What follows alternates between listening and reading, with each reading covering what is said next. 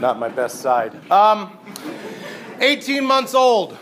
Get my first scar. Vault out of the crib, crawl, walk down the hallway, fall down a flight of 15 stairs, crack my head open. No idea what I was doing. No actual memory of it at all. 3 years old. Bored out of my mind at my brother's Little League game. Take it upon myself to walk home. Don't tell anyone I'm doing this. Half a mile down Route 7. Cross Route 7, up the driveway into the house. Watch Family Feud, eat cookies. I am no stranger to risk. Most parents try to minimize risk around their kids. They want to protect them, keep them in a bubble, keep them safe, and try and forestall this inevitable march towards self-annihilation that every child rushes toward. But my mom was different. 1983.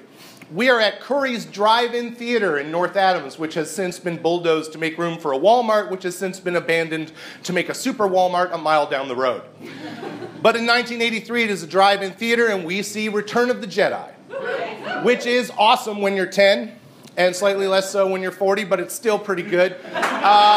And leaving the drive-in theater, my brother and I were obsessed with the speeder bikes because there was just crazy going through the trees in the forest moon of Endor, and we asked my mom to drive her Subaru hatchback the same way and zoom in and out of lanes all the way down the current highway as fast as she possibly could, and being a good mother, that is exactly what she did. And as we turned onto Cheshire Road to head towards our home in Lanesboro, my brother said, "Now do it with the headlights off." So she did. I remember very clearly leaning back in the seat, looking up out that rear window, seeing the treetops whiz by, silhouetted by moonlight and stars, and feeling an actual connection to the actual force, because when you're 10, you know that that's real. Yeah. And then my brother and I were sliding side to side on the seat because nobody's buckled into shit. And there's no way at that moment that my mother knows that years later my brother will die in a head-on collision in almost the exact same spot. There is no way she knows that years after that, she herself will die of cancer before her granddaughter even comes close to getting a learner's permit. Because you don't know what you risk when you love someone.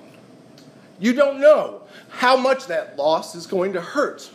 But as we careen towards this existence of safety-bound, hand-sanitizing fear monkeys and Ebola phobics, I am pleased to know that last night I took my oldest daughter, Matilda, to her first time on the go-kart tracks. And waiting in line, the sound of the engine scared the shit out of her. And she was white as a ghost on the first lap. But by the last lap, hands in the air, screaming her ass off, saying, "Let's go again, let's go again, let's go again." And I know my mother would be proud that on the drive back to our campsite, I made it 4 miles with the lights off. Thank you.